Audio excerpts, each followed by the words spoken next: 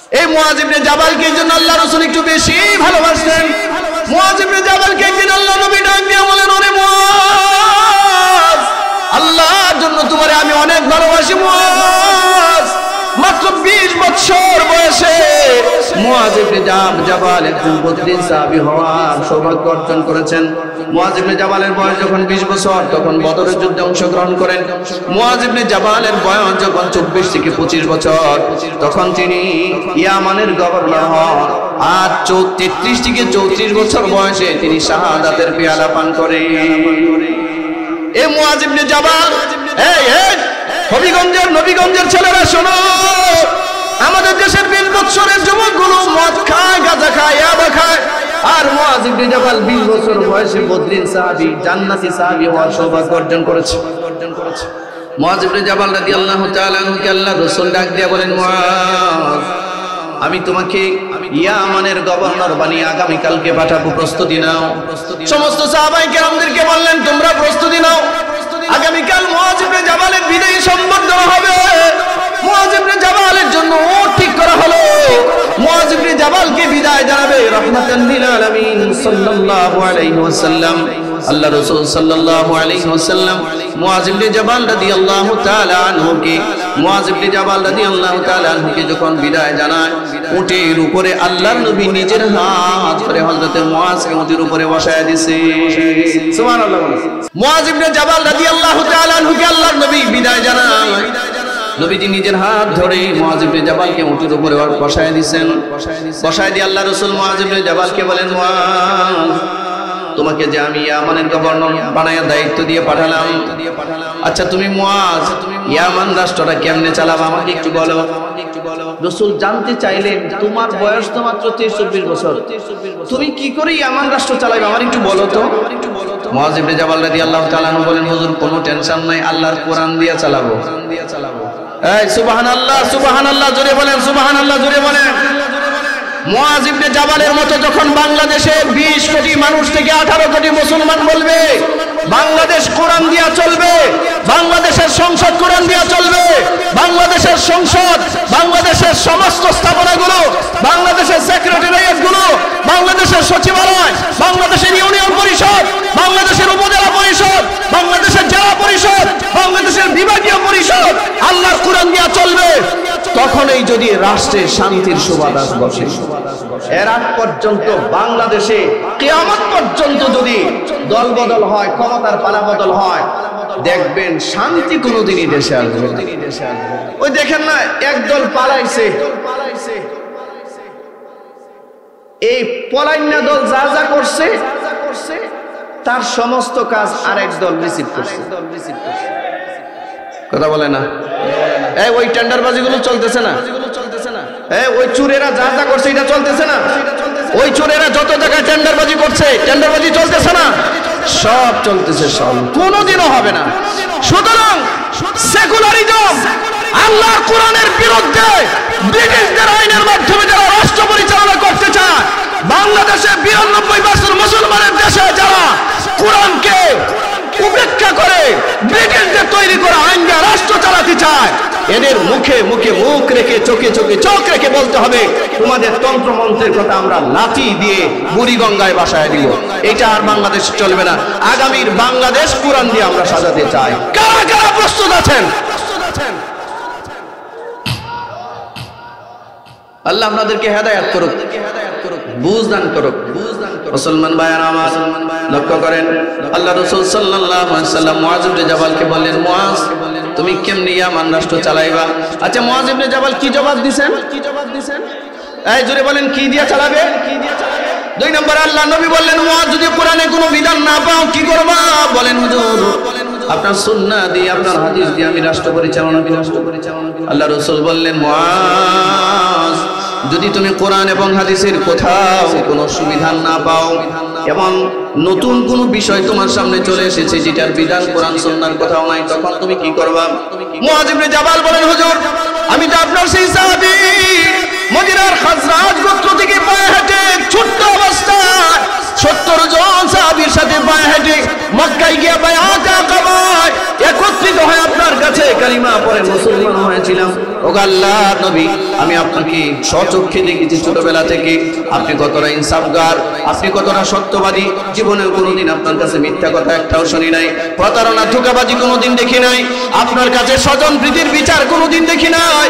ইয়া রাসূলুল্লাহ, আপনারে দেখে দেখে যা ইনসাফ আমি শিখেছি, এটার ভিত্তিতে এবং আমার ইজতিহাদের ভিত্তিতে, কোরআন সুন্নাহর ভিত্তিতে আমি ইয়ামান রাষ্ট্র চালাবো।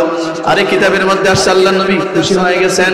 খুশি হয়ে মুআয ইবনে জাবালের বুকের মধ্যে হাত দিয়া আসমানের দিকে নজর করে আল্লাহ রাসূল বললেন, আল্লাহ, আমার প্রতিনিধিকে আমি যতটুকু যোগ্যতার চেয়েছিলাম আপনি তাকে ততটুকু যোগ্যই বানিয়ে দিয়েছে। যাও যাও মুআয যাও। নবীজি মুআয ইবনে জাবালের বিদায় দেয়। আল্লাহ রাসূল বিদায় দিয়ে পিছনে দাঁড়িয়ে দাঁড়িয়ে চোখের পানি ছাড়তেছে। একটা মা বাবা তার সন্তানকে বিদেশ বাড়িতে পাঠাবার সময় এয়ারপোর্টে দাঁড়িয়ে যখন সন্তানকে বিদায় জানান, সন্তান তখন পিছনে দাঁড়িয়ে দাঁড়িয়ে নিজেও চোখের পানি ছাড়ে এবং মা বাবা চোখের পানি ছাড়ে। আল্লাহ রাসূল কত সাহাবীরই তো মদিনা থেকে গভর্নর বানিয়ে বিভিন্ন জায়গায় পাঠিয়েছেন, কিন্তু কোন সাহাবীর পিছনে নবীজি এভাবে দাঁড়িয়ে কান্না করেন নাই। আল্লাহ রাসূল সাল্লাল্লাহু আলাইহি ওয়াসাল্লাম মুআয ইবনে জাবালের পিছনে দাঁড়িয়ে কান্না করছেন। অনেকটা দূর যখন চলে গেছেন, আল্লাহ রাসূল একটা ডাক দিয়া বলেন, এ মুআয, আরেকবার একটু দাঁড়াও, জীবনের শেষ কথাটা তোমার একটু বলে দেই, জীবনের শেষ নসিহতটা তোমার করে দেই। মুআয ইবনে জাবাল দাঁড়াইছেন, আল্লাহর নবী কাছে গেছেন। কাছে গিয়ে মুআয ইবনে জাবালের দিকে নজর করে তাকায় শেষ জীবনের শেষ নসিহত করে বলেন, ইয়া মুআয, হে মুআয, ইন্নাকা আসা আল্লাহ তালকানি বা'দা আami হাযা। মুআয, আমার দিল বলে, আমার মন বলে, তোমার সাথে আমার জীবনের এটা সর্বশেষ সাক্ষাৎ, আর তোমার সাথে আমার দেখা হবে না। এই বছরের পরে আর তোমার সাথে আমার মুলাকাত হবে না। আও লাআল্লাকা আন তামুররা বিমাসজিদি আও কবরি, তুমিও তো ফেরত আসবে, এসে দেখবে আমি কবরের বাসিন্দা, তুমি আমার কবরের পাশ দিয়ে হেঁটে যাবে। বলতে দেরি হয়েছে, মুআয ইবনে জাবাল চিৎকার করে কান্না শুরু করেছেন। বলছেন, ইয়া রাসূলুল্লাহ, বিষয়টা যদি এমন হয়, আমারে আপনি আর আমারে পাঠায়েন না, আমি আপনাকে ছেড়ে দূরে থাকতে পারবো না। এবার আল্লাহর নবী মুআয ইবনে জাবালের বুকের মধ্যে হাত দিয়া ধরেছেন। মনে হচ্ছে মুআয ইবনে জাবাল কান্না করতে করতে উটের উপর থেকে পড়ে যাবেন, যে পারছেন না। আল্লাহর নবী তার এই মোবারক হাত দিয়া মুআয ইবনে জাবালের বুকের মধ্যে চাপ দিয়া ধরে নবীজি মুআয ইবনে জাবাল থেকে চেহারাটা ঘুরিয়ে নিয়েছেন। চেহারা ঘুরিয়ে মদিনার দিকে তাকায়া মুআয ইবনে জাবালকে আল্লাহর নবীর জীবনের শেষ নসিহত করতেছে। আল্লাহ রাসূল বলেন, ইয়া মুআয, ইন্না আওলান নাস বিয়ান্তাকুম মান কানা হাইসু ওয়া মান কানা। এ মুআয, মনে মনে ভাবতেছো আমার থেকে দূরে গেছো গা, মানে আমি তোমার থেকে দূরে চলে গেছি। বিষয় এমন নয় রে মুআয, মনে রাখবা, ইন্না আওলান নাসি বিল মুত্তাকুন, মানব জাতির ভিতরে তো সবচেয়ে উত্তম মানুষ, কল্যাণময় মানুষ সেই মানুষ যে মুত্তাকি হয়ে যায়, যে তাকওয়াবান হয়ে যায়, তাকওয়ার দৌলত যে অর্জন করে, খোদা ভীরুতা, আল্লাহ ভীরুতা যে অর্জন করে। মুআয, মান কানা হাইসু মান কানা, মনে রাখবা, সে যত দূরে যাক, আমার থেকে যদি 1000 কিলোমিটার দূরেও চলে যায়, আমার পরেও যদি 1000 বছর পরেও দুনিয়াতে আসে, মুত্তাকি হওয়ার গুণ যে অর্জন করবে, আমি রাসূল তার সাথে আছি। আল্লাহু আকবার বলেন। وَإِذَا قُرِئَ الْقُرْآنُ فَاسْتَمِعُوا لَهُ وَأَنصِتُوا لَعَلَّكُمْ تُرْحَمُونَ صدق الله العظيم وصدق له رسوله النبي الأمي الكريم وقال رسول الله صلى الله عليه وسلم وسلم تركت فيكم أمرين لن تضلوا ما تمسكتم بهما كتاب الله وسنتي أو كما قال رسول الله صلى الله عليه وسلم رب زدني علما رب يسر ولا تعسر وتمم بالخير رب اشرح لي صدري ويسر لي أمري واحلل عقدة من لساني يفقه قولي سبحانك لا علم لنا إلا ما علمتنا إنك أنت العليم الحكيم وسبحانك لا فهم لنا إلا ما فهمتنا إنك أنت الجواد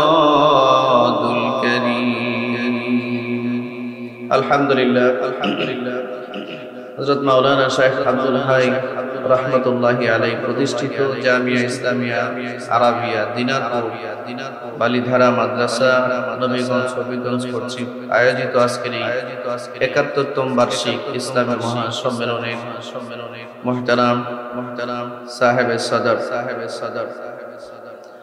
হাফিজ মাওলানা শাইখ ফজলুর রহমান সাহেব বালিধারা হযরত মাওলানা শাইখ আব্দুল মতিন সাহেব সদরঘাট আমন্ত্রিত হাজারাত উলামায়ে কেরাম বিশেষ করে আমার সামনে আমার পূর্বে যিনি আলোচনা করেছেন আমাদের সকলের শ্রদ্ধাভাজন ব্যক্তিত্ব এবং বাংলাদেশের এক উজ্জ্বল নক্ষত্র শেখুল হাদিস হযরতুল আল্লাম ফজলুর রহমান খান সাহেব বানিয়াচঙ্গী হুজুর হাফিজাহুল্লাহ আল্লাহ তাআলা হযরতের হায়াতে ইলমে আমলে দ্বীনি খিদমতে আল্লাহ বারাকা দান করুন সকলে বলুন আমিন আর অনেক উলামা হযরতগণ কথা বলেছেন আমার পরে আরো অনেকে কথা বলবেন উপস্থিত আছেন অত্র এলাকার জাতির রাহবার ওয়াজিবুল ইহতিরাম মুআজ্জাজ মুকাররম উলামায়ে কেরাম সামনে উপবিষ্ট আছেন আমার পিতৃতুল্য মুরব্বিয়ান যুবক ভাইরা রয়েছেন পর্দার আড়ালে অবস্থানরত আমার সম্মানিত মা আল্লাহ সুবহানাহু ওয়া তাআলার দরবারে শানে ইলাহিতে অসংখ্য অগণিত শুকর ও সুজুদ আদায় করছি যে মহান মুনিব অত্যন্ত মেহেরবানি করে আজকে এই জান্নাতি বাগানে জালিসুর রহমান উলামায়ে কেরামদের মজলিসে আল্লাহ আমাদেরকে একজন আল্লাহ ওয়ালা একজন আল্লাহর প্রিয় বান্দা একজন আল্লাহর ওলি করছে কি মাদ্রাসা এমন একটি মকবুল ইদারাতে আল্লাহ আমাদেরকে বসার তৌফিক দান করেছেন আমরা আমাদের মালিকের দরবারে অন্তরের অন্তঃস্থল থেকে শুকরিয়া জ্ঞাপন করছি সকলে করছি আলহামদুলিল্লাহ ঘুমে ধরেছে আপনারা যারা দাঁড়িয়ে আছেন যদি বসে যান ভালো হয় অনেক জায়গা আছে তো আমার এই অনুরোধটা যদি রাখেন খুশি হব আমি তো মেহমান আমি আপনাদের আজকে মেহমান আপনারা মেজবান যদি অনুরোধটা রাখেন ভালো হবে আপনারা সকলে ভালো আছেন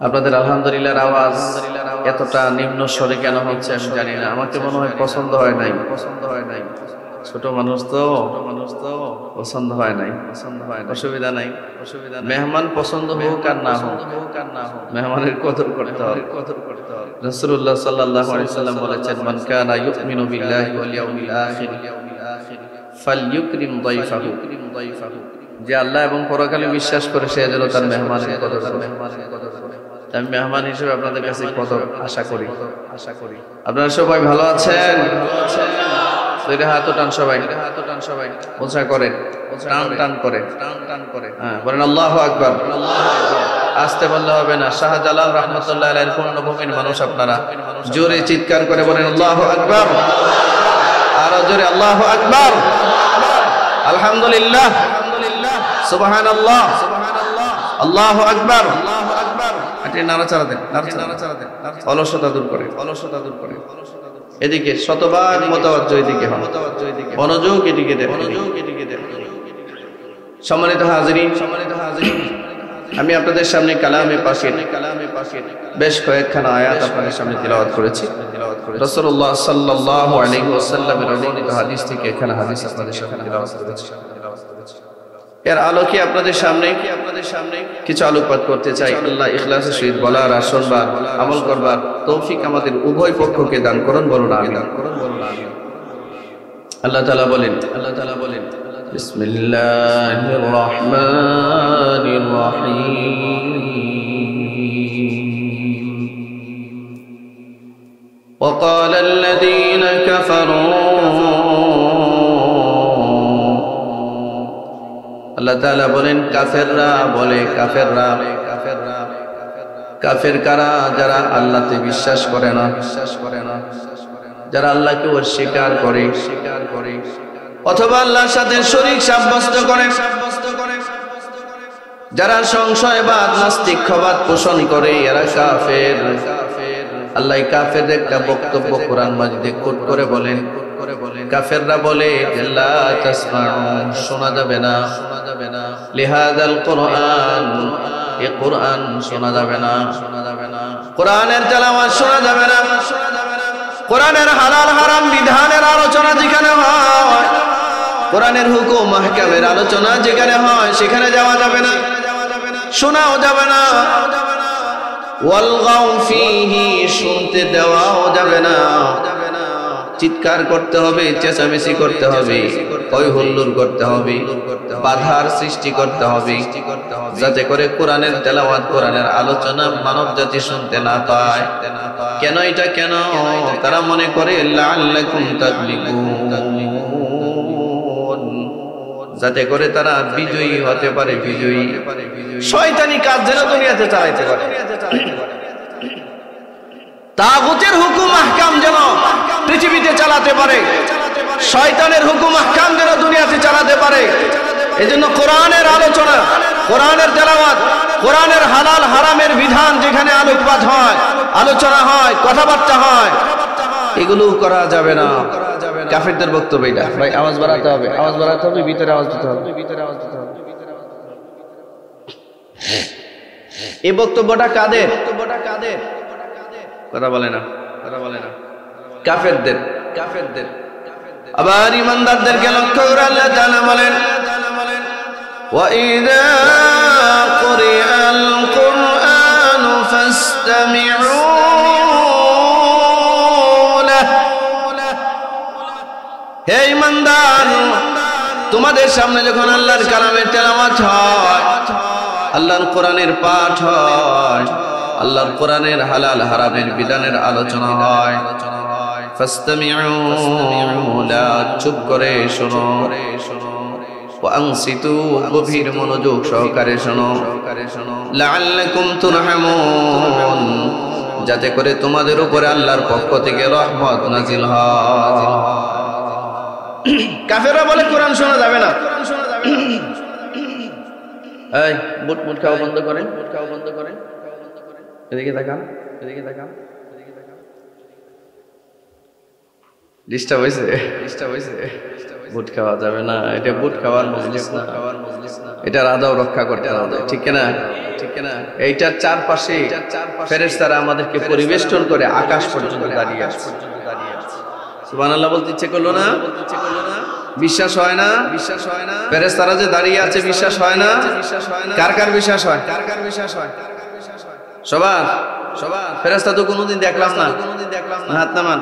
কোনো কিছু না দেখলে কি অবিশ্বাস করা লাগবে? আচ্ছা, এখন আমি যেখানে বসে আছি, এই মঞ্চে, এই প্যান্ডেলে, এই চেয়ারে বসে যদি কোনো চাইনিজ কোনো আলেম চায়না ভাষায়, চীনের ভাষায় কোরআন হাদিসের আলোচনা করে, আপনারা কিছু বুঝবেন? হ্যাঁ, কেন বুঝবেন না? কারণ আমাদের চীনা ভাষা জানা নাই, ঠিক কিনা? কিন্তু তিনি যে বক্তব্য দিচ্ছেন, সশরীরে উপস্থিত আছেন, বক্তব্যের শব্দ আমাদের কানে আসছে, আওয়াজ আসছে, কিন্তু বুঝছি না। এটা আমাদের দুর্বলতা। ভাষা না জানার কারণে বয়ান বুঝলাম না, ঠিক কিনা? কিন্তু এই কথা কি বলার সুযোগ আছে যে এটা কোনো বয়ানই হয় নাই? এটা বলার সুযোগ আছে? বয়ানও ঠিকই হয়েছে, চাইনিজ আলেম বয়ানও করেছে। আমাদের সমস্যা, আমরা ভাষা বুঝি না, এটা আমাদের ব্যর্থতা। এই জন্য আমরা বক্তব্য বুঝলাম না। ঠিক তদ্রুপ এটা চারপাশে অসংখ্য ফেরেশতা দাঁড়িয়ে আছে, আমরা আমাদের এই চোখ দিয়ে ফেরেশতা দেখি না, কিন্তু এই জন্য অস্বীকার করা যাবে না যে ফেরেশতা নাই, ফেরেশতা আছে। আলহামদুলিল্লাহ বলেন, মনোযোগ আছে এদিকে, মনোযোগ আছে, মনোযোগ আছে। তো আল্লাহ রাব্বুল আলামিন বলেন, তোমাদের সামনে আল্লাহর কালামের তেলাওয়াত যখন করা হয়, ওয়া ইযা কুরিআল কুরআনু ফাসতামিউ লাহু ওয়া আনসিতু, যখন তোমাদের সামনে আল্লাহর কালামের তেলাওয়াত হয় তোমরা গভীর মনোযোগ সহকারে আল্লাহর কালামের তেলাওয়াত শোনো। সুবহানাল্লাহ বলেন, লাআল্লাকুম তুরহামুন, যাতে করে তোমাদের উপরে আল্লাহর পক্ষ থেকে রহমত নাজিল হয়। এ ভাই, পৃথিবীতে ধারা দুইটা হয়ে গেছে। 2025 সাল চলছে, এটা কত সাল? জুড়ে বলেন কত সাল? 2025 সালে সারা পৃথিবীর জনসংখ্যা দাঁড়িয়েছে 809 কোটি। কত কোটি? 809 কোটি মানুষের ভিতরে মাত্র 200 কোটি মানুষ বিলিভার্স, বিশ্বাসী, ইমানদার, এক আল্লাহতে বিশ্বাস করে, তাওহীদবাদী। 800 থেকে 200 গেলে থাকে কয়শো? জোরে বলেন। এই 600 কোটি মানুষ ডিসবিলিভার্স, আনবিলিভার্স, অমুসলিম, কাফের, মুশরিক, ইহুদি, নাসারা, সব মিলায়। মানুষও যেমন দুই ভাগে বিভক্ত হয়ে গেছে, পৃথিবীতে ধর্ম বিভিন্ন আছে, ধর্মীয় কিতাবেও আছে, কিন্তু সারা পৃথিবীর সমস্ত ধর্ম এবং ধর্মীয় মানুষগুলো শুধুমাত্র ইসলাম এবং কোরআনকে এক পাশে সরায়া দিছে। এর একটা দৃষ্টান্ত দিলে আপনারা বুঝতে পারবেন।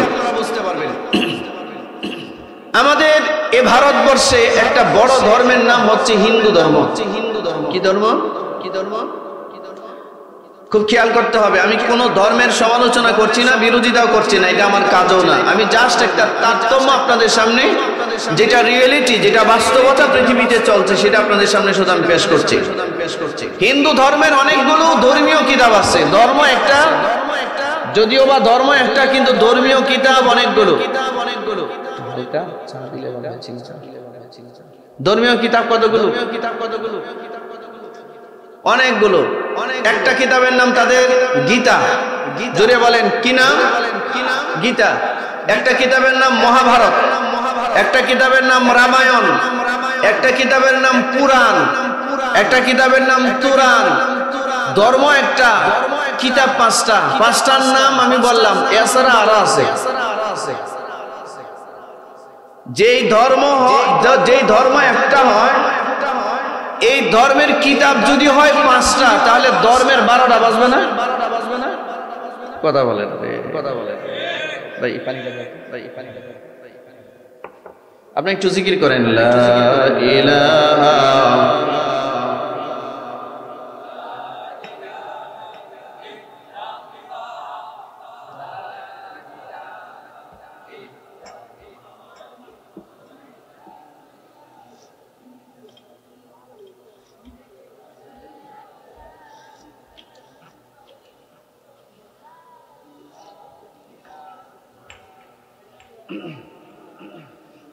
মাশাআল্লাহ। রাত্রে খান নাই আপনারা? রাত্রে খান নাই? সিলেটের মানুষের মুখের আওয়াজ এরকম আমি এর আগে কোনোদিন শুনি নাই। আল্লাহ বোঝ দান করুক, বলেন আমিন। মুহতারাম হাজরিন, ধর্ম একটা, তার কিতাব হওয়ারও কথা একটা, ঠিক না? আপনাদের কিতাব পাঁচটার নাম বললাম, এছাড়া তো নাম ছাড়া আরো বহু আছে, আছে না? আরে কি ধর্ম দিছে আল্লাহ এদেরকে! আল্লাহ দেয় নাই, ওরা নিজেরা বানায় নিছে, ঠিক কিনা? জোরে বলেন না কেন? এরা গরুর দুধ খাওয়া বাদ দিয়া গরুর ছানা খাওয়া শুরু করছে। সেনা বুঝেনি কিতাবা মুখ বুঝেননি হ্যাঁ গরু পেশাব ইন্ডিয়ার মহারাষ্ট্রে গত 2 দিন আগে পত্রিকায় আসছে মহারাষ্ট্রে গরু দুধের চেয়ে গরুর মুতের দাম বেশি কোটি কোটি হিন্দুদের পণ্ডিত আছে এটি সারা বছরও গোসল করে না 100% ল্যাংটা শরীরে কোনো কাপড় নাই রোদ বৃষ্টি ঝড় তুফান সব সময় ল্যাংটা থাকবে আর দাড়ি মুছ কাটে না বুঝতেই তো পারেন কি অবস্থা আজকে একটা দেখলাম ওই মাহফিল থেকে আসার সময় দেখলাম এটা 32 বছর যাবত গোসল করে না কত বছর এই যমুনা টেলিভিশনের ফেসবুক পেজে গিয়া দেখো আজকে সংবাদ দিছে যমুনা টেলিভিশন থেকে যে ইন্ডিয়ান এক ঠাকুর 32 বছর যাবত গোসল করে না আচ্ছা হুজুর বলেন যে 32 বছর যাবত গোসল করে না এটা মানুষ আছে না কুকুর বিড়ালের চোখ খারাপ হয়ে গেছে এই কথা বলেন না কেন মিয়া আমরা 32 বছর তো দূরের কথা 32 ঘন্টা গোসল না করে থাকতে পারি না আলহামদুলিল্লাহ বলবেন না আল্লাহ আমাদেরকে সেই ফিতরতি ধর্ম দিয়েছেন পৃথিবীর শ্রেষ্ঠ ধর্ম দিয়েছেন চিৎকার করে বলেন আলহামদুলিল্লাহ ওরা খায় গরুর গোবর ওই দিন একটা দেখলাম রুটি দিয়া সমানে গরুর গোবর খাচ্ছে আপনারা দিলে খাবেন তো গরুর আমরা রুটি খাই গরুর গোশত দিয়া ঠিক কিনা ওরা আসতেছে আমাদেরকে মারবো প্রস্তুতি নিতেছে আমাদের কি করবে স্বপ্ন দেখতেছে হ্যাঁ আমাদেরকে মারবে যেই জাতি মরলে শহীদ হয় যেই জাতি মরলে তার স্রষ্টার সাথে মোলাকাত হয় যেই জাতি মরলে জান্নাতে যায় যেই জাতি মৃত্যু হচ্ছে একটা আল্লাহর পক্ষ থেকে হাদিয়া এই জাতিকে মৃত্যুর ভয় দেখিয়ে কোনো লাভ নাই ঠিক কি না জোরে বলুন এই জাতিকে মৃত্যুর ভয় দেখিয়ে লাভ নাই মৃত্যুর ভয় আমাদের নাই মৃত্যুর ভয় তো তাদের উপরে যারা তাদের স্রষ্টাকে ভুলে গিয়েছে যারা সারা বছর ল্যাংটা থাকে যারা সারা বছর গোসল করে না যারা গরুর গোশত খাওয়া দুধ খাওয়া বাদ দিয়ে পেশাব খাওয়া শুরু করেছে মৃত্যুর ভয় থাকলে ওদের আছে আমাদের নাই ঠিক কিনা জোরে বলুন আমরা যদি মৃত্যুবরণ করি সেটা আমাদের রবের নামে মৃত্যুবরণ করি আমরা মরলে শহীদ হই আলহামদুলিল্লাহ বলতে ইচ্ছে করলো না জোরে বলবেন না আলহামদুলিল্লাহ আমাদেরকে মৃত্যুর ভয় দেখায় কোনো লাভ সম্মানিত হাজরিন এত কিতাব কিন্তু দেখবেন পৃথিবীর কোথাও হিন্দুদের কোন কিতাব আগুন দিয়া দুনিয়ার কোন জায়গায় পড়ায় না এই আপনারা খেয়াল করে শুনতে হবে কথাগুলো হিন্দুদের গীতা দুনিয়ার কোথাও আগুন দিয়ে পুড়িয়েছে আপনারা শুনেছেন কখনো আচ্ছা খ্রিস্টানদের একটা ধর্ম আছে ধর্মীয় কিতাব ছিল ইনজিল এটার নাম চেঞ্জ করে নাম রাখছে প্রথমে নিউ টেস্টামেন্ট এটা ভাল লাগে নাই এরপরে এখন নাম রাখছে বাইবেল কি নাম এই বাইবেল পৃথিবীর কোন জায়গায় আগুন দিয়ে পুড়িয়েছে আপনারা সংবাদ শুনেছেন নাই ইহুদিদের একটা ধর্ম এদের ধর্মীয় কিতাব ছিল তাওরাত এই তাওরাত কিতাবের নিউ ভার্সন হচ্ছে ওল্ড টেস্টামেন্ট পৃথিবীর কোথাও আগুন দিয়ে পুড়িয়েছে তার কোনো দৃষ্টান্ত নাই বৌদ্ধদের একটা ধর্ম আছে এদের ধর্মীয় কিতাবও আছে নাম হচ্ছে ত্রিপিটক কি পিটক কথা বলে না আরে এটি মুখস্থ করেন না ভাই একটু দরকার আছে তো ত্রিপিটক কি নাম এই ত্রিপিটক দুনিয়ার কোথাও আগুন দিয়ে পুড়িয়েছে সংবাদ পেয়েছেন কিন্তু বছরে 1-2 বার দেখবেন ইউরোপের যে কোনো একটা দেশে এটা কানাডায় হোক সুইজারল্যান্ডে হোক আয়ারল্যান্ডে হোক ফিনল্যান্ডে হোক ডেনমার্কে হোক আমেরিকায় হোক আর ব্রিটেনে হোক বছরে 1-2 বার সরকারি অনুমোদন নিয়ে মত প্রকাশের স্বাধীনতার দোহাই দিয়ে ওরা প্রকাশ্যে আল্লাহর কোরআনের গায়ে আগুন ধরায় ঠিক কিনা জোরে বলেন আমি আশ্চর্য হই ঘটনা কি হিন্দুদের গীতা তো কোথাও আগুন দিয়ে পুড়ায় না গোটা পৃথিবীতে খ্রিস্টানদের বাইবেল তো আগুন দিয়ে পুড়ায় না গোটা পৃথিবীতে ইহুদিদের ওল্ড টেস্টামেন্ট তো আগুন দিয়ে পুড়ায় না গোটা পৃথিবীর কোন প্রান্তে বৌদ্ধদের ত্রিপিটক তো আগুন দিয়ে পুড়ায় না মুসলমানদের ধর্মীয় কিতাব কোরআনকে কেন ওরা সহ্য করতে দিয়েছেন এই আয়াতে, যে আয়াত আপনাদের সামনে আমি তেলাওয়াত করছি। আল্লাহ তাআলা বলেছেন, وقال الذين كفروا, কাফেররা বলে لا تسمعوا, শোনা যাবে না لهذا القرآن,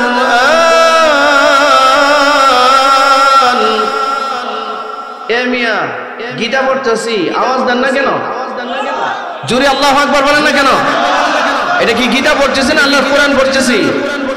আল্লাহ এই কোরআন জান্নাতে আমাদেরকে পড়ে শোনাবেন।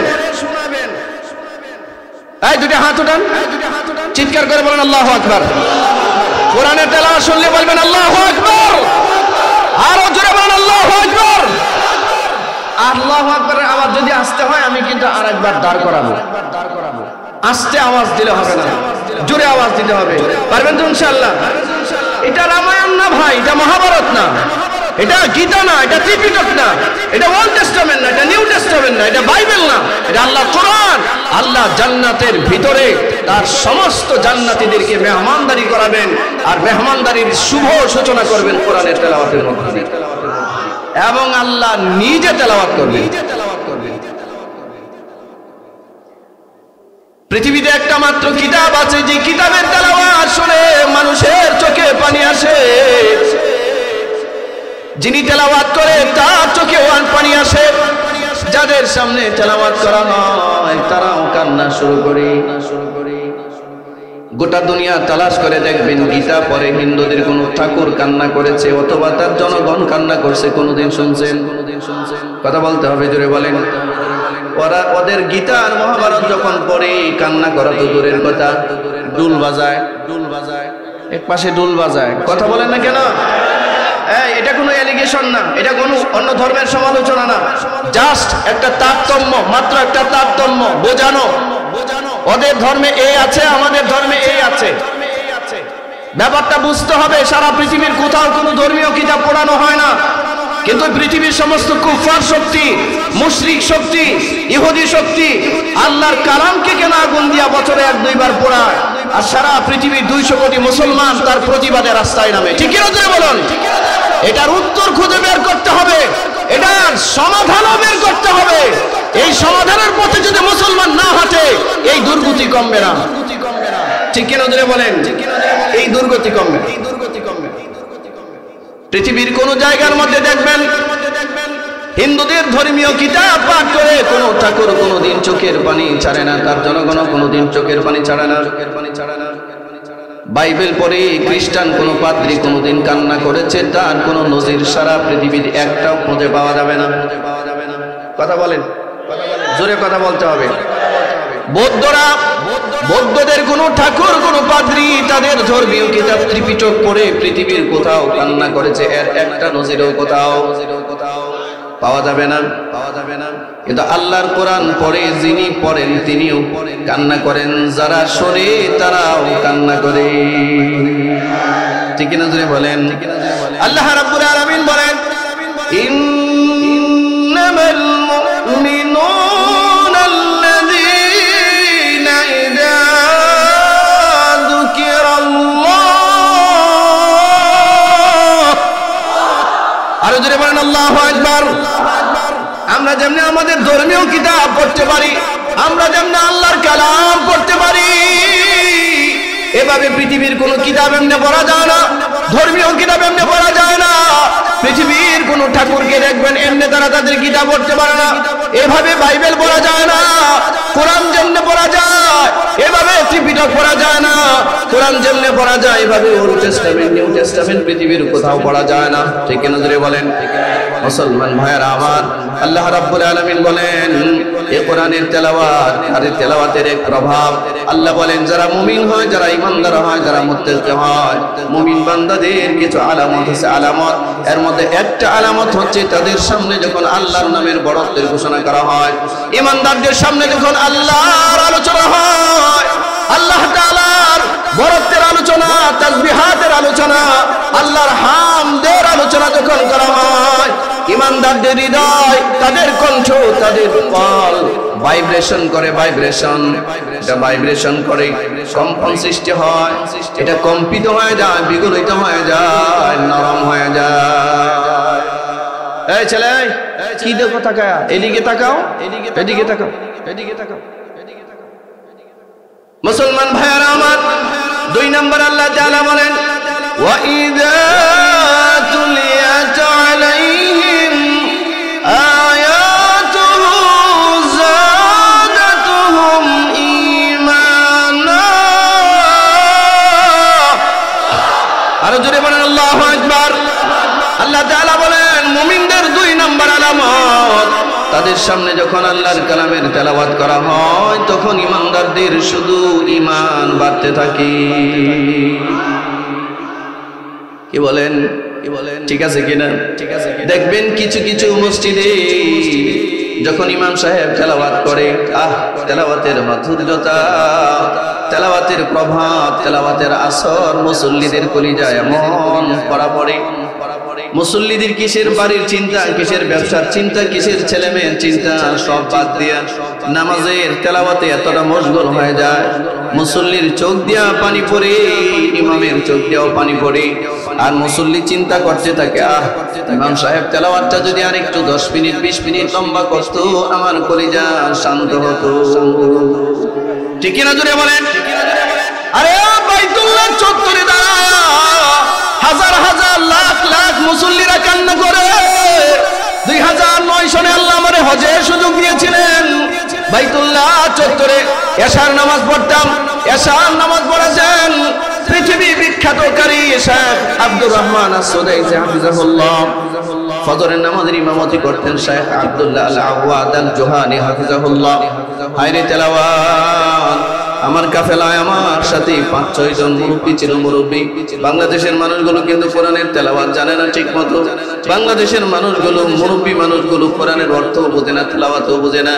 কিন্তু যখন ফজরের নামাজের সময়, এশার নামাজের সময় আল্লাহর কালাম তেলাওয়াত হতো বাইতুল্লাহ চত্বরে, দেখতাম পাশে দাঁড়ায় মুসল্লিরা থরথর করে কাঁপতেছে আর কান্না করতেছে। নামাজের পর জিজ্ঞাসা করতাম, চাচা কি বুঝে কাঁদলেন? অর্থ বুঝেছেন? বলে না না না, অর্থ বুঝি নাই। কি বুঝে কান্না করলেন? বললো, বাবা জানি না। ইমাম সাহেব যখন তেলাওয়াত করছেন, প্রতিটা তেলাওয়াতের প্রভাব আমার কলিজার মধ্যে বাড়ি দিতেছে আর কান্না আসতেছে। একবার বলেন, এই সেই আল্লাহর কিতাব, এই কোরআন পৃথিবীর কুফফার শক্তি সহ্য করতে পারে না। এই কোরআনের সাথে যারা জড়ে আছে তাদেরকে সহ্য করতে পারে না। এই কোরআনের মাদ্রাসাগুলোকে সহ্য করতে পারে না। আপনারা বলেন, শেখ আব্দুল হাই রাহমাতুল্লাহি আলাইহি এই যে জামিয়া প্রতিষ্ঠা করেছেন গীতা পড়াবার জন্য, কথা বলে না, গীতা পড়ানোর জন্য, ত্রিপিটক পড়ানোর জন্য, কি পড়ানোর জন্য? শুধুই কোরআন হাদিস এখানে পড়া। গোটা পৃথিবীর বেঈমানদের টার্গেট মাদ্রাসাগুলো, গোটা পৃথিবীর বেঈমানদের টার্গেট কোরআনের প্রচার প্রসারের সাথে যারা জড়িত তাদেরকে। এই জন্য কোরআন ওরা বরদাস্ত করতে পারে না। কোরআনের মাদ্রাসা থাকা, কোরআনের আলোচনা হওয়া, কোরআনের তেলাওয়াত হওয়া, এটা এতটা ভয় পায় যে ওরা অন্য কোনো কিতাব নিয়ে কোনো টেনশন নাই, মূল টেনশনটা কোরআন নিয়ে। কারণ কোরআন শুধুমাত্র এটা শুধু ধর্মীয় কিতাব নয়, কোরআন একটা সংবিধান। আল্লাহু আকবার বলেন। কোরআনের মধ্যে আছে ব্যক্তি জীবনের আলোচনা, নাই? এই জোরে কথা বলেন ভাই। কেউ মোবাইলের দিকে তাকাইতে পারবেন না, শতভাগ আমার দিকে নজর করতে হবে। কেউ না, কেউ না, কেউ না, কেউ না, এদিকে তাকাতে হবে, এদিকে তাকাতে হবে। মুসলমান ভাইরা আমার, দেখবেন আল্লাহর কোরআনের মধ্যে শুধুমাত্র এটা ধর্মীয় কিতাব নয়, এটা শুধু তেলাওয়াতেরও কিতাব নয়, এটা একটা বিধান বিধান বিধান। এটার মধ্যে ব্যক্তিগত জীবনের আলোচনা নাই, জোরে বলেন, জোরে বলেন। পারিবারিক জীবনের আলোচনা নাই, সামাজিক জীবনের আলোচনা নাই, রাষ্ট্রীয় জীবনের আলোচনা নাই, নাই। আন্তর্জাতিক ইন্টারন্যাশনালি কমিউনিকেশন কেমন হবে রাষ্ট্রে, সারা ওয়ার্ল্ডের সাথে বিশ্বের রাজনীতির সাথে কেমন কমিউনিকেশন হবে, অন্য কোন রাষ্ট্রের সাথে কেমন কমিউনিকেশন হবে, তার ব্যবস্থাপনা কোরআন মাজিদে আল্লাহ তাআলা দিয়েছেন।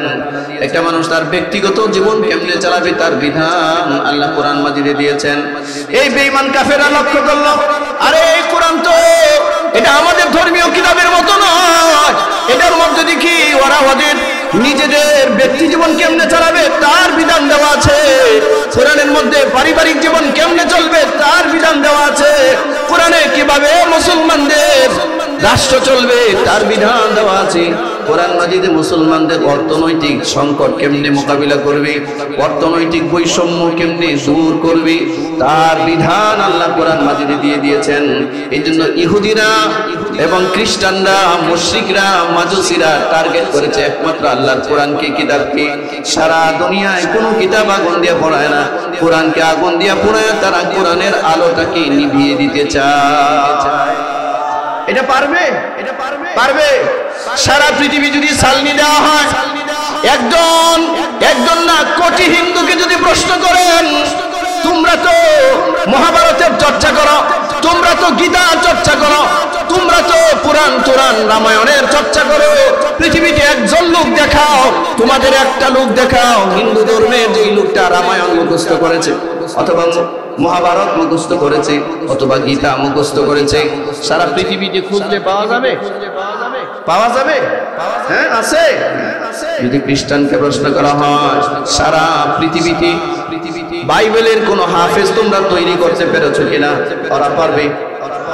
আরে আপনারা কথা বলেন না কেন ভাই? জোরে কথা বলেন না কেন? জোরে বলেন। এটা পারবে? আপনারা কি রাত্রে খানা খান নাই? ভাই খানা খান নাই ভাই? এইটা বলেন, খাবার খান নাই আপনারা? সিন্নি টিনি দিছেন? এদের আওয়াজ একটু কম কেন? সিলেটের মানুষ হ্যাঁ, তো সিন্নি আগে দিয়েছেন কেন? সিন্নি শেষে রাত্রে 12টা-1টার পরে, ঠিক না? যে থাকার থাকবো। আরে সিন্নির আশায় যদি একটা কথা শুনতো তাও তো ভালো হইতো, ঠিক না? এই জোরে একটা আওয়াজ দিও, এই যুবকরা জোরে একটা আওয়াজ দিবা, পারবো তো ইনশাআল্লাহ? মুসলমান ভাইয়ারা আমার, সারা পৃথিবীতে খ্রিস্টানদেরকে জিজ্ঞাসা করলে তারা তাদের বাইবেলের কোন হাফেজ দুনিয়াতে দেখাতে। বৌদ্ধদেরকে যদি প্রশ্ন করা হয়, তোমাদের ত্রিপিটকের একটা হাফেজ দুনিয়াতে আনো, আছে? যদি মুসলমানদেরকে প্রশ্ন করা হয়, তোমাদের ধর্মীয় কিতাব কোরআনের হাফেজ আনো, কয়জন? কয় হাজার? কয় লাখ? কয় কোটি?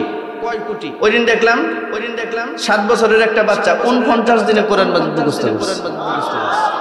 কয় দিনে? আপনি তো ডাক্তার, পাইলট, হাবিজাবি অনেক কিছু, আপনারে 39 দিন না 49 বছর সময় দেওয়া যাবে। আপনি দেখেন না একটু কোরআন মাজিদ মুখস্থ করে?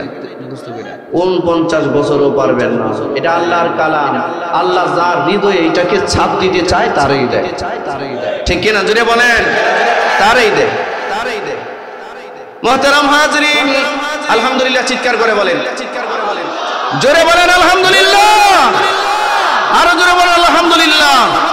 এটা আল্লাহর কালামের এক গুরুত্ব, মাহাত্ম্য, যে কোরআনকে আল্লাহ তাআলা সহজ করেছেন মানব জাতির জন্য। ওয়ালাকাদ ইয়াসসারনাল কুরআনা লিযিকর ফাহাল মিন মুদ্দাকির। আল্লাহ তাআলা ঘোষণা করেছেন, আমি আমার এই কালামকে, আমার এই কোরআনকে মানুষের জন্য, ঈমানদারদের জন্য আমি এটাকে সহজ করে দিয়েছি। আসি কি কেউ এটাকে একটু জড়ায়া ধরবে, এটার হুকুম আহকাম মানবে, এটাকে হৃদয়ে ধারণ করবে? আল্লাহ প্রশ্ন করেছে। মুসলমান ভাইয়েরা আমার, আল্লাহ শুকর, আমাদের কোরআনের ভিতরে এমন কোন বিধান নাই যেটার সমস্যার সমাধান দেওয়া নাই। আমি আশ্চর্য হয়ে যাই যে এই জাতির ধর্মীয় কিতাব কোরআন, এই জাতি কেমনে ব্রিটিশদের তৈরি করা আইন মানে। যেই জাতির কাছে কোরআনের মতো বিধান আছে, ধর্মীয় কিতাব আছে, পৃথিবীর কারো কাছে আইন শিখার কোনো দরকার নাই, ঠিক না? তুমি বলুন, কোন রাষ্ট্রের আইন চর্চা করার কোনো প্রয়োজন নাই, ব্যারিস্টার হওয়ার জন্য ব্রিটেনে যাওয়ার দরকার নাই।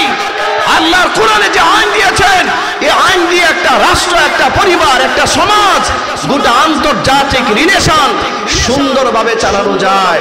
কারো কাছে আইন হাওলাত করার প্রয়োজন নাই, ঠিক কিনা? মুসলমান ভাইয়েরা আমার, আল্লাহর কোরআনে হালাল হারামের বিধান নাই, ন্যায় অন্যায়ের বিধান নাই, জিনাখুরের বিধান নাই। আরে কথা বলে না, জেনে কেউ যদি জিনা করে তার শাস্তির বর্ণনা নাই। আল্লাহ বলছেন কোন বিবাহিত নারী পুরুষ যদি জিনা করে এর বুক পর্যন্ত গেড়ে পাথর মেরে হত্যা করো, তোমাদের কারো যেন কোনো মায়া মমতা না লাগে। ঢাকা শহরে শাপলা চত্বরে যদি 2, 4, 10, 20টা জেনা করে ধর্ষণকারীর এইভাবে হত্যা করা হতো, বাংলাদেশে ধর্ষণ করা তো দূরের কথা, ধর্ষণ শব্দটা বাংলাদেশে থাকতো না। ঠিক কিনা জোরে বলেন? এই জন্য ওই চোরারা ব্রিটিশদের আইন চর্চা করার জন্য সেকুলারিজমের ধর্মনিরপেক্ষতাবাদের ব্রিটিশদের তৈরি করা যত বুলি আছে, এই বুলি দিয়ে আমাদের দেশটাকে শাসন করেছে 53 বছর যাবত। এই কারণে আমাদের দেশ এখনো পর্যন্ত শান্তিতে নাই, শান্তিতে ছিল না। দেশ স্বাধীন হওয়ার পর থেকে নিয়ে দুর্নীতিতে বাংলাদেশ চ্যাম্পিয়ন হয়েছে। ঠিক কিনা? ঠিক কিনা? আমাদের বিগত পালানোর হেডমাস্টার হযরত শেখ হাসিনা রহমতুল্লাহ আলাইহি এরা যদি পারতো এটাই কইতো। এরা কয়েকদিন পরে বলা শুরু করতে হযরত রাবিয়া বসরি উনি তাহাজ্জুদে নামাজ পড়তেন, ওনার দলের লোকেরা 70-80 রাকাত করে তাহাজ্জুদে নামাজ। সুবহানাল্লাহ। আমরা যখন বাসায় যাই, বাসায় গিয়া 2-4 রাকাত নামাজ ওযু করে তাহাজ্জুদে নামাজ পড়লে আর শরীর কুলায় না। মাঝে মধ্যে চিন্তা করি আমি 2 রাকাত 4 রাকাত নামাজ তাহাজ্জুদ পড়তে পারি না, আর এরা 70-80 রাকাত তাহাজ্জুদ কেমনে পড়ে?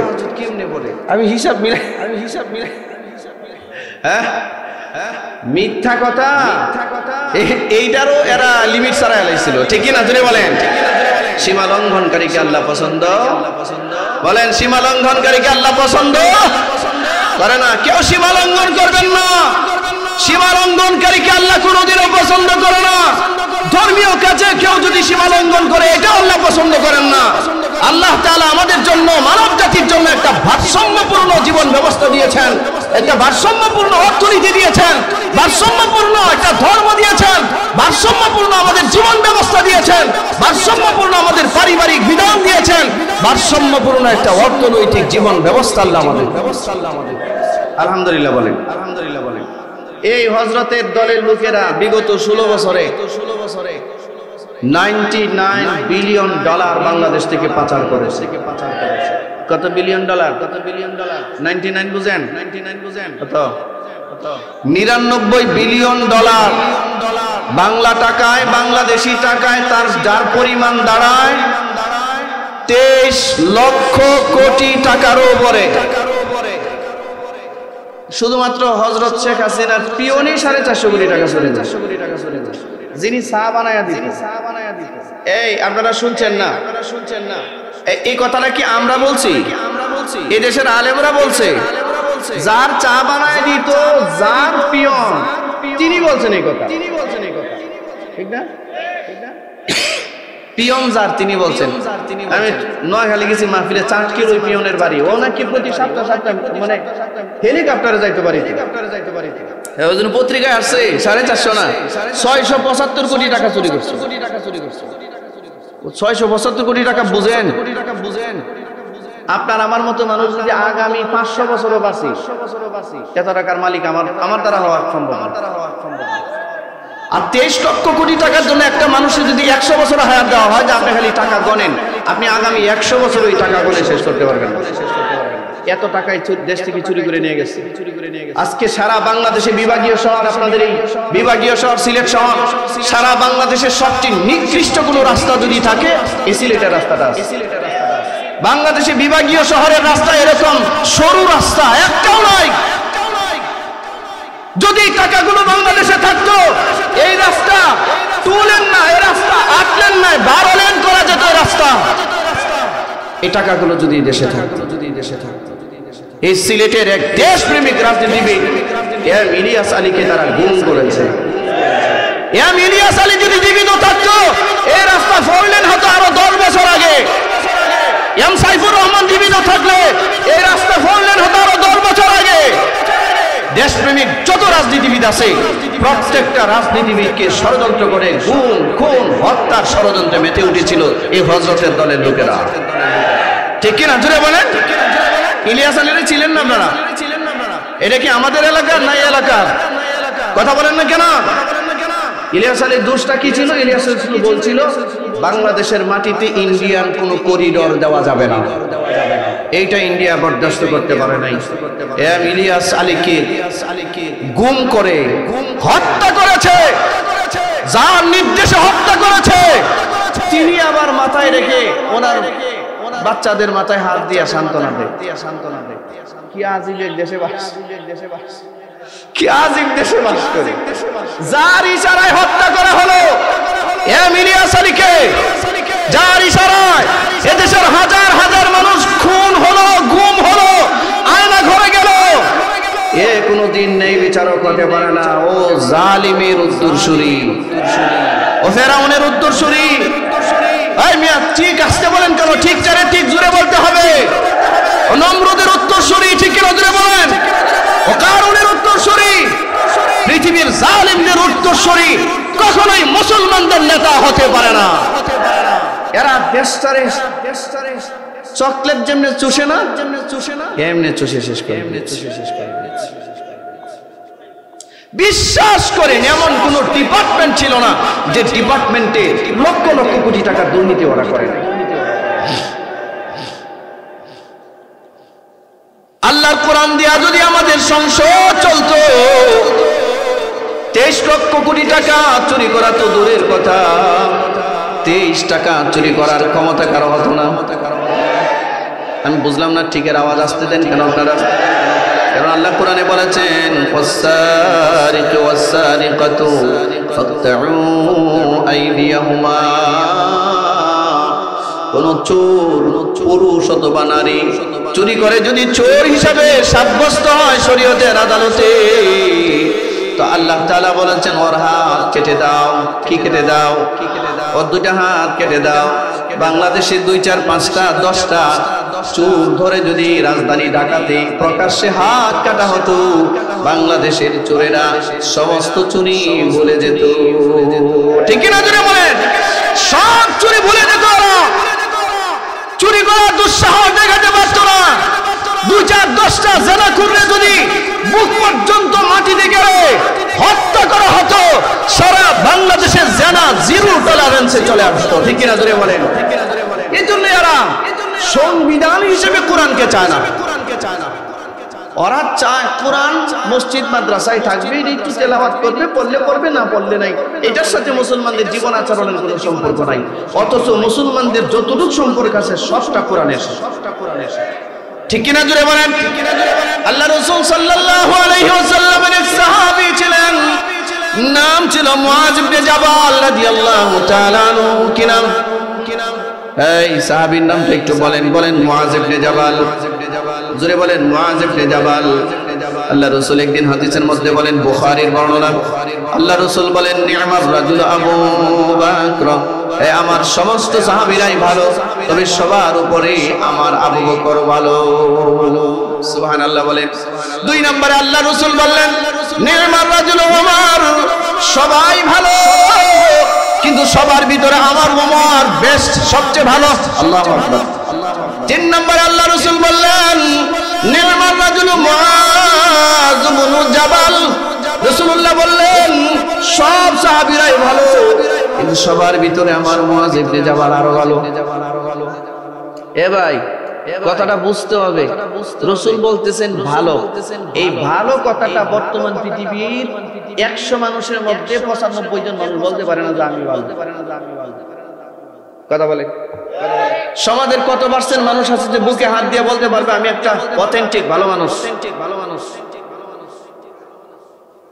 যে কোনো জায়গায় আকাম কুকাম করে। কথা বলেন? জোরে বলেন। হয় মিথ্যা কথা বলে, না ধোঁকাবাজি করে, প্রতারণা করে, গীবত করে, পরনিন্দা করে, অথবা জমি ঠেলে। জমি ঠেলা বুঝেন না? আইল আইল আইল আইল জমির সীমানারে কি বলে এলাকা? আইল বুঝেন নিবা? হ্যাঁ, ক্ষেতের আইল কাটবার অলি নাই। বুইরা বুইরা চাচাগুলো ক্ষেতের আইল কাটে। আমার জীবনে আমি কোনো যুবক মানুষকে ক্ষেতের আইল কাটতে আমি রেখে দেই, বুড়া চাচা ছাড়া।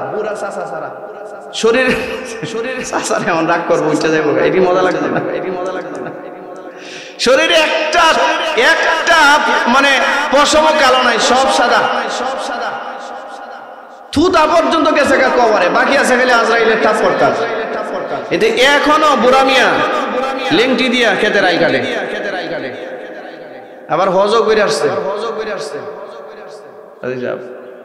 নামাজও পড়ে।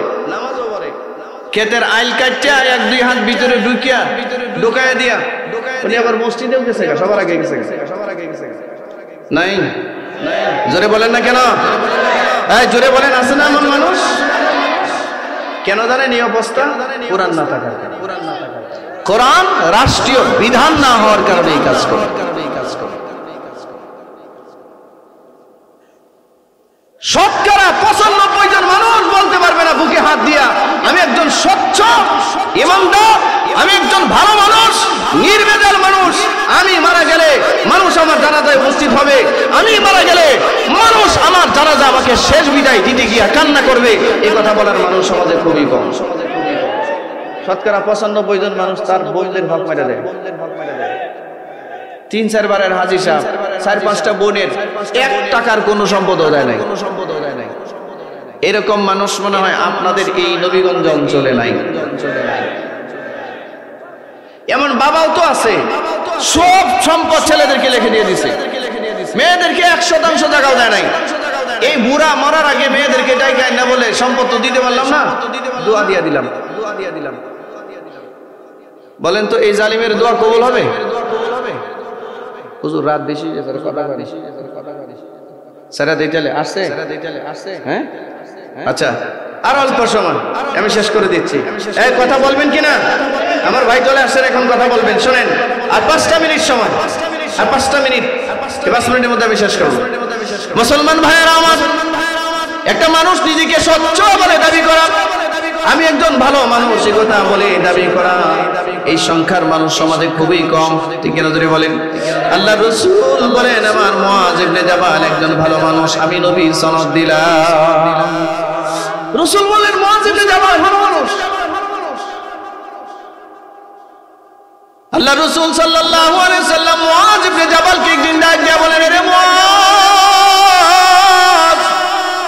ইয়া মুআজ, ওয়াল্লাহি আনা উহিব্বুকা ফিল্লাহ। হে মুআজ, আল্লাহর শপথ, আমি আল্লাহর জন্য তোমারে অনেক মহব্বত করি। মুআজ ইবনে জাবাল রাদিয়াল্লাহু তাআলা আনহু বললেন, ফিদাকা আবি ওয়া উম্মি ইয়া রাসূলুল্লাহ, আপনার উপরে আমার মা বাবা কুরবান হোক। ওগো আল্লাহর নবী, আমি আমার জীবনের চেয়ে আপনারে অনেক বেশি ভালোবাসি। আল্লাহু আকবার বলেন। এই মুআজ ইবনে জাবাল মদিনার খাজরাজ গোত্র থেকে পায়ে হেঁটে 450 কিলোমিটার জায়গা পায়ে হেঁটে মক্কায় গিয়ে 70 জন সাহাবীর সাথে বায়াত আকাবায় আল্লাহর নবীর হাতে হাত রেখে কালিমা পড়ে মুসলমান হয়েছিলেন। সুবহানাল্লাহ বলেন। কয়জন সাহাবীর সাথে গিয়েছিল? 70 জন সাহাবীর সাথে বায়াত আকাবায়। খুব খেয়াল রাখতে হবে আপনাদের, মুআজ ইবনে জাবাল আলাদা একটা নাম। হযরত আবু বকর অবশ্যই ভালো মানুষ, কিন্তু এটা মনে রাখতে হবে আবু বকরের জন্ম যেমন মক্কায়, মুহাম্মদুর রাসূলুল্লাহর জন্ম মক্কায়। হযরত ওমর অবশ্যই ভালো মানুষ, হযরত ওমরের জন্ম যেমন মক্কায়, মুহাম্মদুর রাসূলুল্লাহ সাল্লাল্লাহু আলাইহি সাল্লামের জন্ম মক্কায়। এজন্য আল্লাহর রাসূলের কাছে কালিমা পড়তে তাদের বেগ পেতে হয় নাই।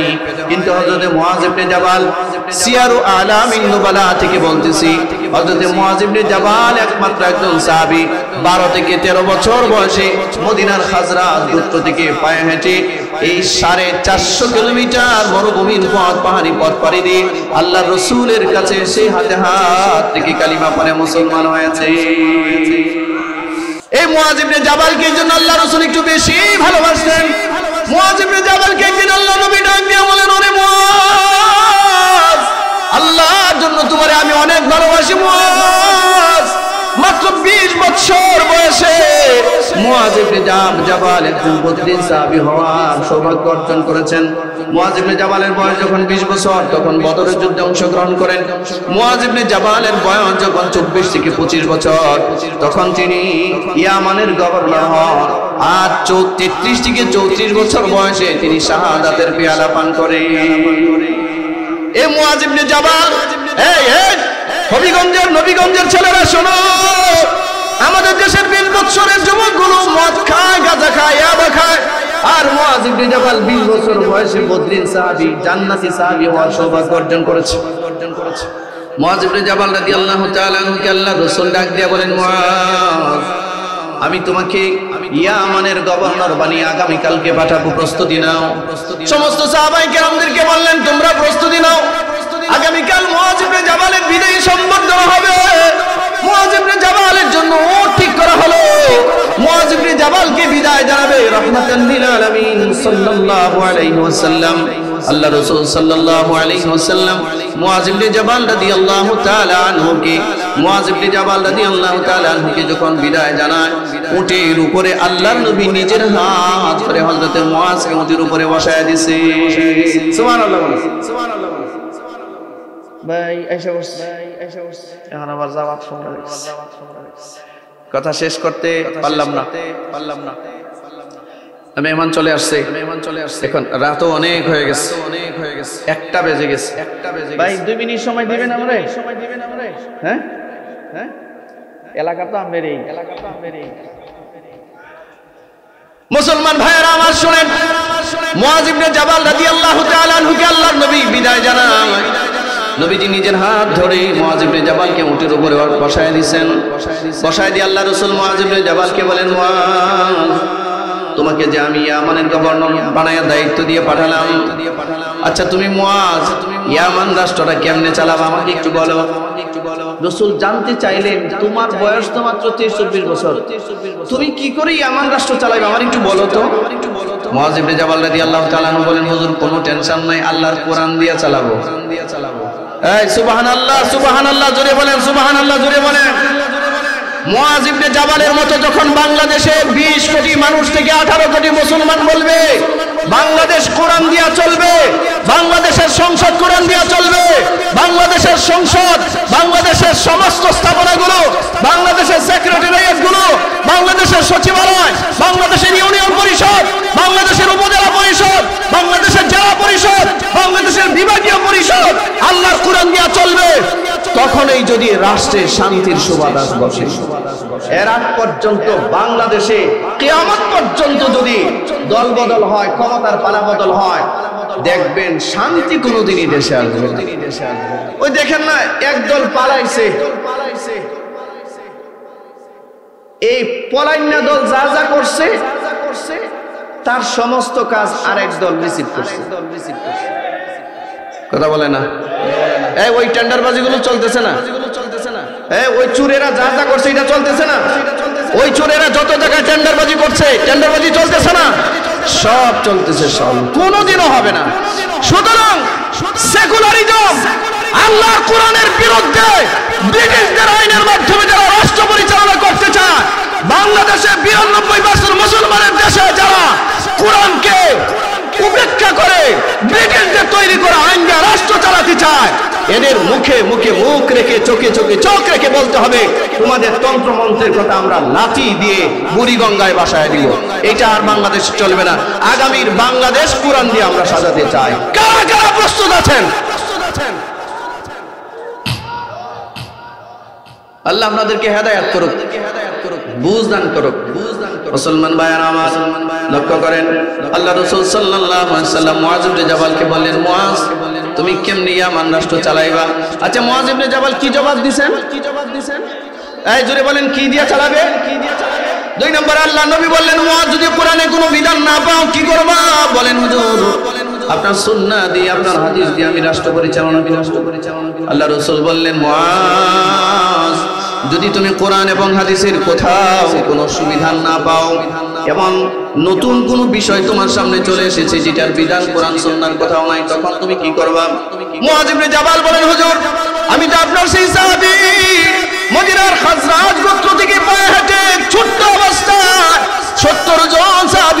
পায়ে হেঁটে মক্কায় গিয়ে বায়াত আকাবায় একত্রিত হয়ে আপনার কাছে কালিমা পড়ে মুসলমান হয়েছিলাম। ওগো আল্লাহর নবী, আমি আপনাকে স্বচক্ষে দেখেছি ছোটবেলা থেকে। আপনি কতটা ইনসাফগার, আপনি কতটা সত্যবাদী। জীবনে কোনোদিন আপনার কাছে মিথ্যা কথা একটাও শুনি নাই, প্রতারণা ধোঁকাবাজি কোনোদিন দেখি নাই, আপনার কাছে স্বজন প্রীতির বিচার কোনোদিন দেখি নাই। ইয়া রাসূলুল্লাহ, আপনারে দেখে দেখে যা ইনসাফ হয়ে শিখেছি, এটার ভিত্তিতে এবং আমার ইজতিহাদের ভিত্তিতে, কোরআন সুন্নাহর ভিত্তিতে আমি ইয়ামান রাষ্ট্র চালাবো। আরে কিতাবের মধ্যে আসছে আল্লাহর নবী খুশি হয়ে গেছেন। খুশি হয়ে মুআয ইবনে জাবালের বুকের মধ্যে হাত দিয়া আসমানের দিকে নজর করে আল্লাহ রাসূল বললেন, আল্লাহ, আমার প্রতিনিধিকে আমি যতটুকু যোগ্যতার চেয়েছিলাম আপনি তাকে ততটুকু যোগ্যই বানিয়ে দিয়েছেন। যাও যাও মুআয যাও। নবীজি মুআয ইবনে জাবালের বিদায় দেয়। আল্লাহ রাসূল বিদায় দিয়ে পিছনে দাঁড়িয়ে দাঁড়িয়ে চোখের পানি ছাড়তেছে। একটা মা বাবা তার সন্তানকে বিদেশ বাড়িতে পাঠাবার সময় এয়ারপোর্টে দাঁড়িয়ে যখন সন্তানকে বিদায় জানান, সন্তান তখন পিছনে দাঁড়িয়ে দাঁড়িয়ে নিজেও চোখের পানি ছাড়ে এবং মা বাবা চোখের পানি ছাড়ে। আল্লাহ রাসূল কত সাহাবীরই তো মদিনা থেকে গভর্নর বানিয়ে বিভিন্ন জায়গায় পাঠিয়েছেন, কিন্তু কোন সাহাবীর পিছনে নবীজি এভাবে দাঁড়িয়ে কান্না করেন নাই। আল্লাহ রাসূল সাল্লাল্লাহু আলাইহি ওয়াসাল্লাম মুআয ইবনে জাবালের পিছনে দাঁড়িয়ে কান্না করছেন। অনেকটা দূর যখন চলে গেছেন, আল্লাহ রাসূল একটা ডাক দিয়া বলেন, এ মুআয, আরেকবার একটু দাঁড়াও, জীবনের শেষ কথাটা তোমার একটু বলে দেই, জীবনের শেষ নসিহতটা তোমার করে দেই। মুআয ইবনে জাবাল দাঁড়াইছেন, আল্লাহর নবী কাছে গেছেন। কাছে গিয়ে মুআয ইবনে জাবালের দিকে নজর করে তাকায় শেষ জীবনের শেষ নসিহত করে বলেন, ইয়া মুআয, হে মুআয, ইন্নাকা আসা আল্লাহ তালকানি বা'দা আami হাযা। মুআয, আমার দিল বলে, আমার মন বলে, তোমার সাথে আমার জীবনের এটা সর্বশেষ সাক্ষাৎ, আর তোমার সাথে আমার দেখা হবে না। এবছরের পরে আর তোমার সাথে আমার মুলাকাত হবে না। আও লাআল্লাকা আন তামুররা বিমাসজিদি আও কবরি, তুমিও তো ফেরত আসবে, এসে দেখবে আমি কবরের বাসিন্দা, তুমি আমার কবরের পাশ দিয়ে হেঁটে যাবে। বলতে দেরি হয়েছে, মুআয ইবনে জাবাল চিৎকার করে কান্না শুরু করেছেন। বলছেন, ইয়া রাসূলুল্লাহ, বিষয়টা যদি এমন হয়, আমার আপনি আর আমারে পাঠাবেন না, আমি আপনাকে ছেড়ে দূরে থাকতে পারবো না। এবার আল্লাহর নবী মুআয ইবনে জাবালের বুকের মধ্যে হাত দিয়া ধরেছেন। মনে হচ্ছে মুআয ইবনে জাবাল কান্না করতে করতে মুখের উপর থেকে পড়ে যাবেন, যে পারছেন না। আল্লাহর নবী তার এই মোবারক হাত দিয়া মুআয ইবনে জাবালের বুকের মধ্যে চাপ দিয়া ধরে নবীজি মুআয ইবনে জাবাল থেকে চেহারাটা ঘুরিয়ে নিয়েছেন।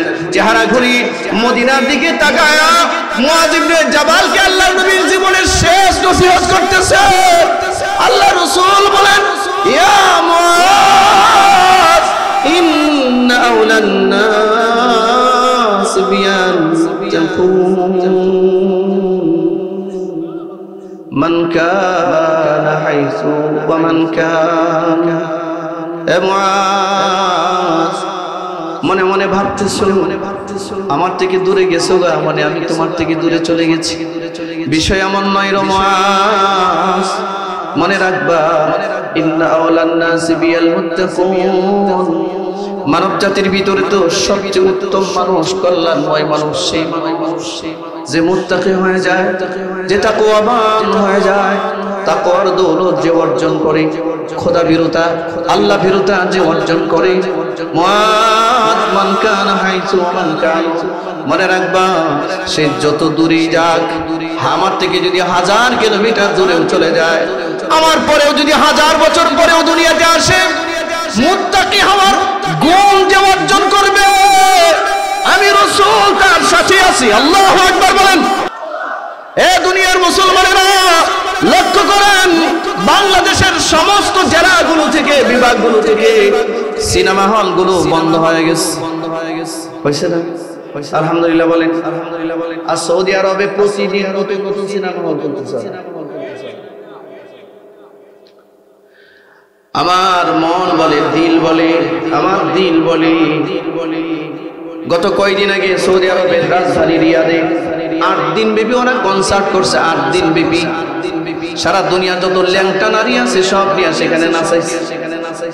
যেখানে নাচাইছে, যে মঞ্চে নাচাইছে, মঞ্চের পিছনে যে ছবিটা ছিল, এই ছবিটা দেওয়া ছিল বাইতুল্লাহ। লম্বা লম্বা জুব্বা পরে, পাগড়ি পরে ওখানে বসে এই ল্যাংটা নারীদের নাচ দেখছে তারা। এরা তো আহলে আরব, এরা তো নবীর দেশের মানুষ। আমার মন বলে এই মানুষগুলো হাসরের মাঠে রাসূলুল্লাহর সামনে যখন দাঁড়াবে, হয়তো আল্লাহ রাসূল বলবেন সুফকান সুফকান লিমান গায়রা বাদি, দূর হ, তুই আমার সামনে থেকে দূর হ। আমার দেশের মানুষ হওয়ার পরেও কেমনে ল্যাংটা আর উলঙ্গ সিনেমা হলের ব্যবস্থা করেছিস, আর বাংলাদেশের মানুষ সিনেমা হল যাত্রা মাত্রা বন্ধ করছে, ঠিক না? বন্ধ করে এখন তাফসীর মাহফিল করে। আলহামদুলিল্লাহ বলবেন না? যে বলবেন আলহামদুলিল্লাহ। এই মসজিদগুলো, এই মাদ্রাসাগুলো, এই তাফসীর মাহফিলগুলো এই জমিনে টিকে থাকুক আপনারা চান কি না? জোরে বলেন। সম্মানিত ভাইরা, এই সত্যের পথে, এই কোরআনের পথে, মসজিদগুলোর পথে, মাদ্রাসাগুলোর পথে, আলেম ওলামাদের সাথে আমরা আমরণ পর্যন্ত থাকব। হাত উঠে সাক্ষী দিন ইনশাআল্লাহ। বলেন বলেন ইনশাআল্লাহ। ইনশাআল্লাহ। হ্যাঁ, হাত নামান। আল্লাহর শুকর যে আল্লাহ আমাদেরকে এতটুকু বুঝ দিয়েছেন যে আমরা সিনেমা হল বন্ধ করতে পারি, আর আল্লাহ ওদের মস্তিষ্ক এতটুকু নষ্ট করেছেন যে ওরা নবীর দেশে থেকেও নবীর মর্যাদাকে ভুলে গিয়ে ওই দেশে ল্যাংটা সিনেমা হল বানানোর চেষ্টা করছে। আল্লাহ ওদেরকে হেদায়েত করুক। বলেন আমিন। জোরে বলেন আমিন। আমরা সত্যের পথে থাকবো তো, কোরআনের পথে থাকবো তো ইনশাআল্লাহ। আল্লাহ তৌফিক দান করুক। বলেন আমিন। জোরে বলেন আমিন। মাদ্রাসার দিকে নজর রাখবেন, অর্থ দিবেন, মতামত দিবেন, নিজের সন্তানটাকে মাদ্রাসায় পাঠাবেন, আলেম বানাবেন, মেয়েগুলোকে মহিলা মাদ্রাসায় দিবেন, আলেম বানাবেন, হাফেজা বানাবেন। গোটা সমাজ, গোটা দেশ, গোটা রাষ্ট্র পরিবর্তন হবে। এই চুর বদমাইশগুলো আর আমাদের উপরে ছড়ি ঘুরানোর সুযোগ আল্লাহ তাআলা তৌফিক দান করুন। অসমাপ্ত আলোচনা রয়ে গেল। আমার ভাই, আপনাদের এলাকার সুসন্তান, কৃতি সন্তান, সারা বাংলাদেশের এক প্রতীত যশা, এক দিনের দায়ী, অনেক চমৎকার আলোচনা করেন। আল্লাহ তাআলা ওনার চেহারাও যেমন দিয়েছেন, আল্লাহ তাআলা তার সৌত এমন দিয়েছেন, ইলমে এমন দিয়েছেন। আল্লাহ আমার ভাইয়ের ইলমে, আমলে, হায়াতে এবং দ্বীনি খেদমতে বরকত দান করেন। বলেন আমিন। ওনার কাছে মাপ চাই, ওনার বাসায় রেখে একটু কথা বলছেন, আপনাদের কাছে মাপ চাই। আল্লাহ তাআলা আমাদেরকে আজকে যেমন মোলাকাত করাইছেন, জান্নাতুল ফেরদাউস এইভাবে আমাদেরকে মোলাকাত করায় দেন। সবাই বলেন আমিন।